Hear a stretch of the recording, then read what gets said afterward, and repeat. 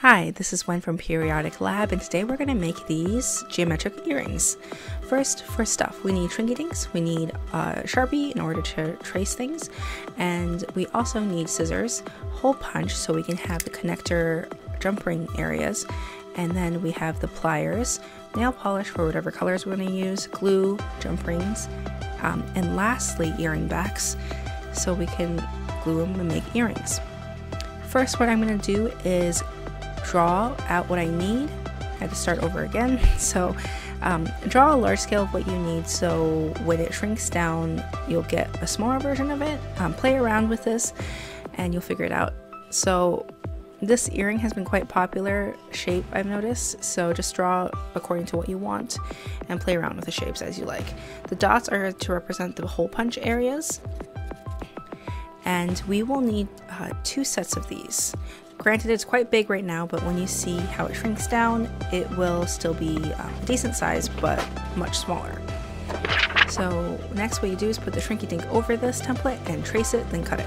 Shrinky Dinks are pretty easy, 280, 275 for about 1 to 2 minutes until they curl up and get smaller. Now that we've taken them out of the oven, I've laid them out so you can see the holes line up, and it's pretty thick. So I have a silver nail polish that I'm going to use that I've gotten from Sephora. I'm using it because I don't want to use it for my nails anymore. So this is a great silver metallic that I like for these earrings.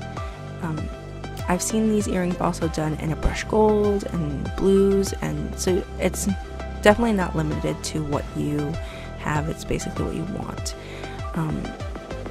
With Shrinky Dinks, you can use the initial Sharpie before you pre-shrink it, but I find that the color is not as consistent, the coverage is not as good unless you are really diligent in coloring it in.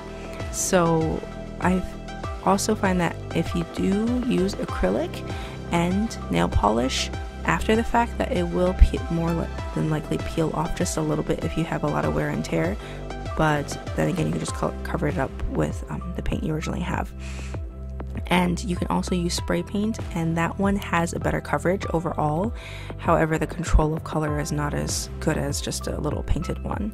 So after it's dried, we're going to put in the jump rings. What I find helps is having it laid out and putting the jump rings in between. And this tool is, as I've shown in other videos, is pretty cheap. It's like $2.30, or even, I think even under $2 at Walmart. So it's pretty good for use, and all you do is connect all the holes that you see there.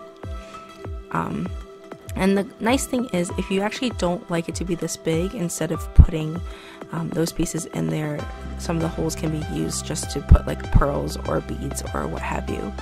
And we're just going to put all the jump rings in. Jump rings are pretty easy once you get used to them. All it is prying open the circle and then closing the circle, and that's all it takes. So working from whichever way you want is fine. And you'll find that a lot of these Shrinky Dink earrings I'm going to be doing have the same technique. It's just a matter of kind of replicating earrings that are made originally from brass, or even like nice acrylic pop ones that are quite fun to do. Now when we're doing this earring, I like to have the painted side on the outside, but you'll find that both effects are actually pretty good. One will give you more of a matte finish, and the other one will give you more of a shiny finish. And the other thing I found with Shrinky Dinks is that the plastic is quite strong. So just ply away, and it's pretty inexpensive. As I've said earlier, links down below to the supplies.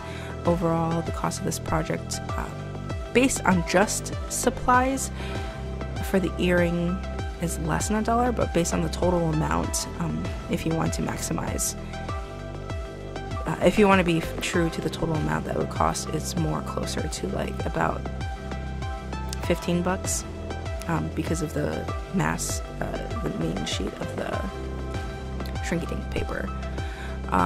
Now this is the earring back. We're going to use E6000, which is the pretty standard glue for metal, and we're going to just paste it on the back here is the glue. What I find is that when you squeeze it out, there tends to be a little more, so I just put them together and push, push, and then stick them right on the back.